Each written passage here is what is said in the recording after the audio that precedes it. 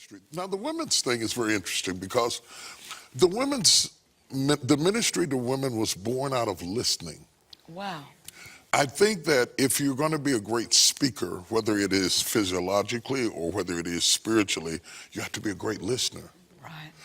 You cannot talk if you don't hear. And in the process of pastoring, I started counseling women who had gone through all types of trauma. Nobody was talking about it. Men dominated the platforms, women's issues, women dominated the pews, but they had no power. There you go. Yeah. In the church. Yeah. And yet they were suffering, and we were preaching the way we do. And they were telling me things that they had been through that were not being addressed on the stage.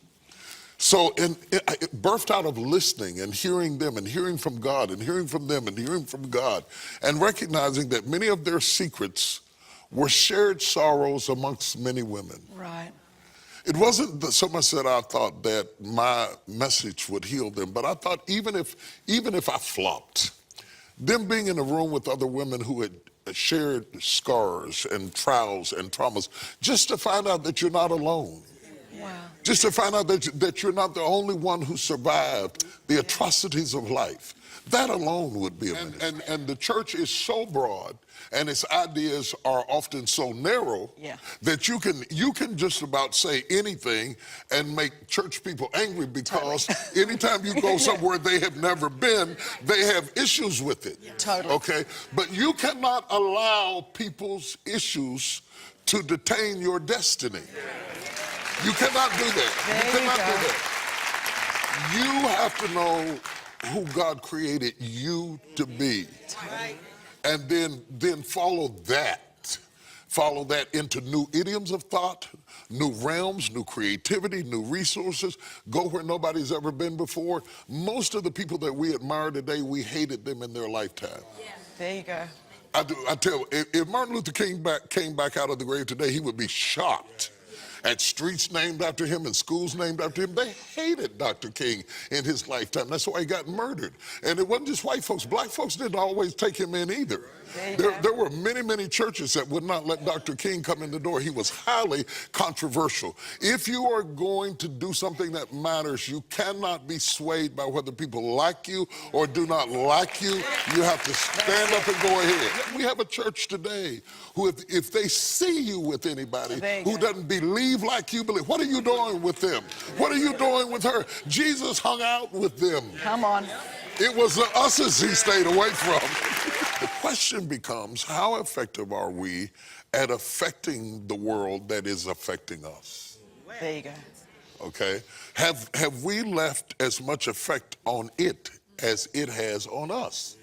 And I know there are people out there watching me right now and say, it has no effect on me. And all I want you to do is send me a picture of what you got on right now. And I want to ask you where they were in that 300 years ago. Hello. I want to see your hairdo. I want to see your makeup. I want to see your shoes you're wearing. Were they wearing that 300 years ago? Yes, you're being affected by culture. Absolutely. The question becomes, how can we become more adept at affecting the culture that affects us? That means we have to engage in politics. We have to go into forbidden areas, dangerous areas, toxic areas. We have to get involved in the decisions that are being made around the world. We have to be involved on television and technology, and everywhere there is an issue or an interest, there should be a saint of God standing there with the sword of the word, guarding that spot. How do you balance then speaking the truth in love and not throwing out truth in the name of love? That is important. Let me say two things about that.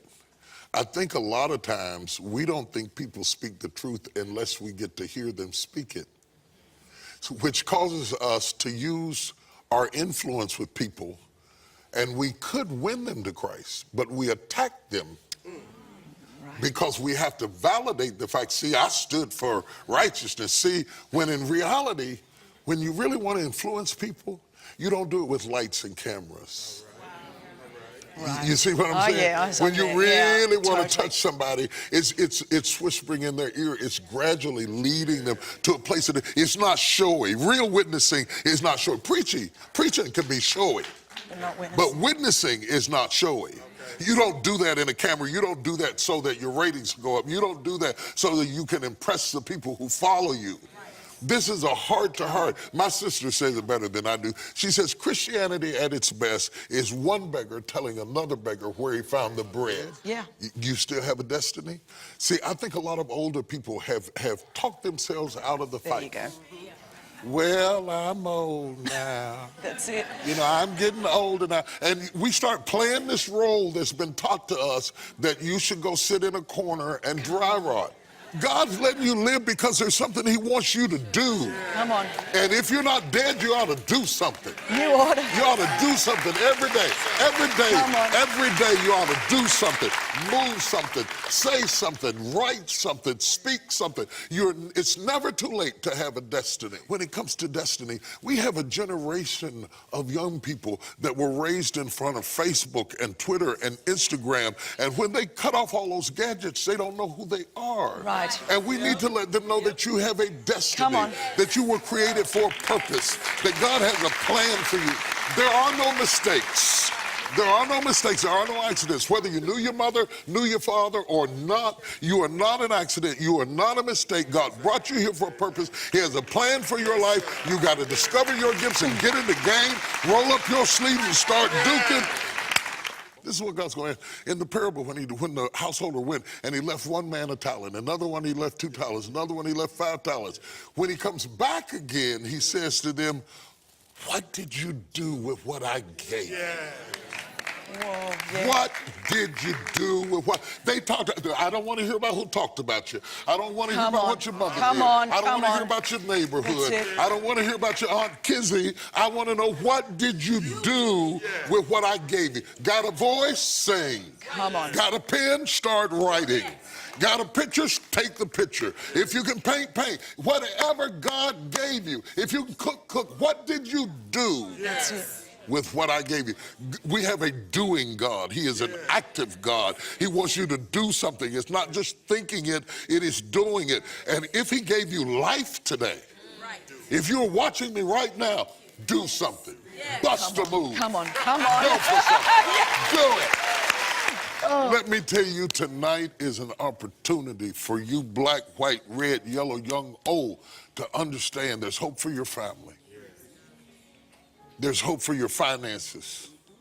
There's hope for your life. I don't care any age, any stage, that you could step into your destiny and really be free. There's going to be testimonies coming in from this conversation, that out of this fruitful conversation, that it's going to birth creativity and ministries and jobs and potentials and ideas. I don't care if you're in the senior citizens complex, start a Bible class. Come on. Set it off in there. Come on. Shake your cane right up in their face.